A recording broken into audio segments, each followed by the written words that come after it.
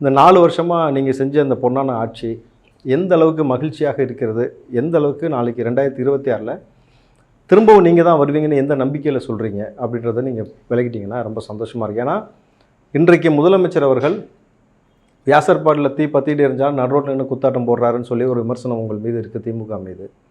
அதில் வந்து பார்த்தீங்கன்னா குறிப்பாக வடிவேல் வந்து முரளியை கூப்பிட்டுட்டு பொண்ணு பார்க்குறதுக்கு போவாப்புல. அந்த பொண்ணு கீழே குனிஞ்சியாக இருக்குது, அந்த பொண்ணை தூக்கி என்ன ஓகேவா அப்படின்னுவார். பார்த்துருக்கீங்களா சீனு? அதே போல் சேகர் பாபு முதலமைச்சர்கிட்ட என்ன ஓகேவான்னு கேட்டு ஒரு ஆட்டம் போட்டது வந்து எல்லாருக்கும் ஒரு அசௌகரியத்தை ஏற்படுத்தியிருக்கிறது. இன்றைக்கு மக்கள் இவ்வளோ அல்லவலப்பட்டு இருக்கும்பொழுது இன்றைக்கு இந்த குத்தாட்டம் தேவையா? இந்த எந்த நம்பிக்கையில் 2027 நீங்கள் வருவீங்கன்னு சொல்கிறீங்கன்றதை கொஞ்சம் விலகிட்டிங்கன்னா நல்லாயிருக்கும். என்ன பதில் சொல்லணும்னு எதிர்பார்க்குறீங்க? சரி, அப்போ ரைட்டு, என்ன பதில் சொல்லணும்? நாங்கள் தான் சொல்கிறோமே, 2026 தேர்தலில் 200 மட்டுமல்ல 234 நாங்கள் வெற்றி பெறுவோம். எங்களுக்கு கண்ணு கெட்டிய தூரம் வரை ஜெயலலிதா அம்மா சொன்னது போல் எதிரி என்பவர்களே எவரும் இல்லை.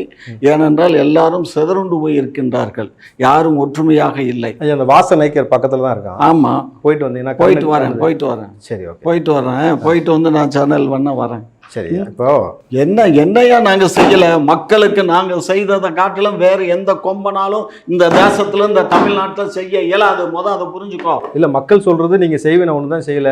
எந்த மக்கள் அவங்ககிட்ட வந்து சொன்னாங்க? எந்த மக்கள் சொன்னாங்க? உங்க வீட்டுக்காரமா சொல்லுச்சா?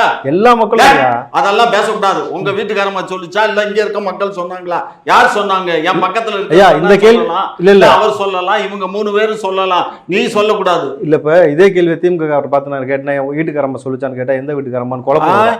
அதெல்லாம் நம்ம அதுக்குள்ள போக வேண்டாம்.